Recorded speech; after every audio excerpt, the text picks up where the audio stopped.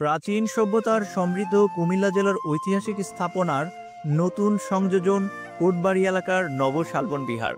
প্রায় 2.5 একর জায়গার উপর 1995 সালের 8 সেপ্টেম্বর নব শালবন বিহার ও বাংলাদেশ বুদ্ধিস্ট কালচারাল একাডেমি প্রতিষ্ঠা করা হয়। এই নববিহারটির পূর্ব দিকে অবস্থিত ঐতিহাসিক শালবন বিহার। দর্শক, ইতিহাসকে বাঁচিয়ে রাখার এক প্রাণবন্ত প্রয়াস এই নব শালবন বিহার।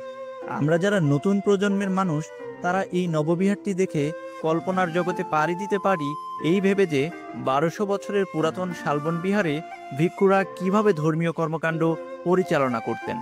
দর্শক, আজকের ব্লগে আমি আপনাদের দেখাবো নব শালবন বিহার মন্দিরটির সৌন্দর্য এবং তুলে ধরবো এর আদ্য প্রান্ত। তাই চোখ রাখুন সম্পূর্ণ ভিডিওটিতে।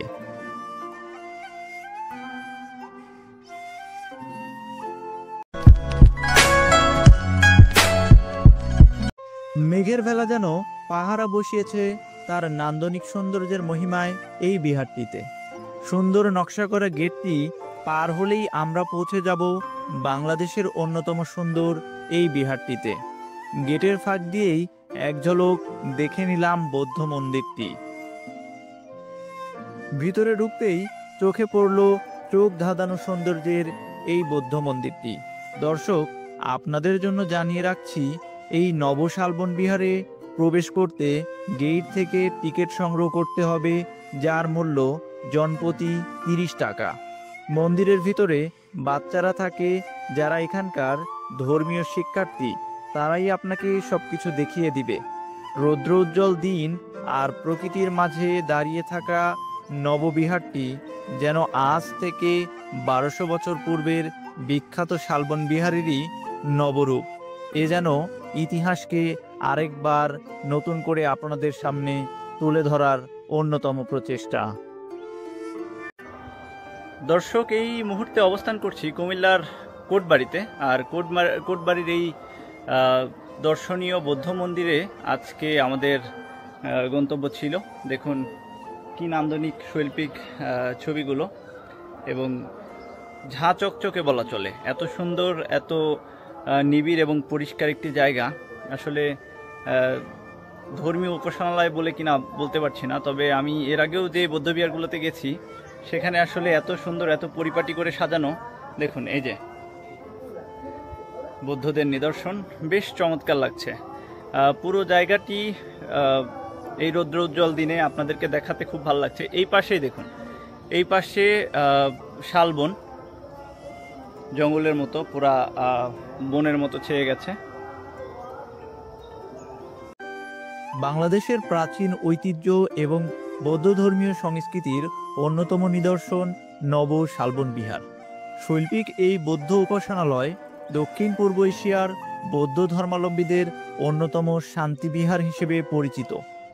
2014 সালে থাইল্যান্ডের বৌদ্ধ ধর্মীয় ফাউন্ডেশনের উপহার হিসেবে পাওয়া ধাতব পদার্থে তৈরি প্রায় 6 টন ওজনের 30 ফুট উচ্চতার বৌদ্ধ মূর্তি স্থাপন করা হয় এই বিহারে। নব শালবন বিহারে প্রবেশ করলে প্রথমেই সোনালী রঙের বিশাল মূর্তিটি দেখা যায়। দিনের বেলায় সূর্যের আলোয় চকচক করা এই মূর্তি অনেক দূর থেকে যে কারো নজরে পড়ে। মূর্তিটির নিচে একটি সিঁড়ি সোজা উঠে গিয়েছে মন্দিরের দিকে, যার দুপাশে রয়েছে 2টি নাগরাজের মূর্তি। নব শালবন বিহার শুধু স্থানীয় পর্যটকদের জন্যই নয়, আন্তর্জাতিক ভ্রমণকারীদের জন্যও এক জনপ্রিয় স্থান। এটি কুমিল্লার বৌদ্ধ ঐতিহ্যের প্রতীক এবং দেশের অন্যতম সুন্দর ধর্মীয় স্থাপনা। যারা ইতিহাস, সংস্কৃতি এবং আধ্যাত্মিকতার সমন্বিত অভিজ্ঞতা পেতে চান, তাদের জন্য এটি অবশ্যই পরিদর্শনের মতো একটি জায়গা। এই নববিহারের পাশ দিয়ে সবুজের চাদর বিছিয়ে অবস্থান করছে শালবন। সারি সারি শালগাছ আর সাদা রঙে তৈরি এই মন্দিরটির সৌন্দর্য ভাষায় প্রকাশ করা অসম্ভব।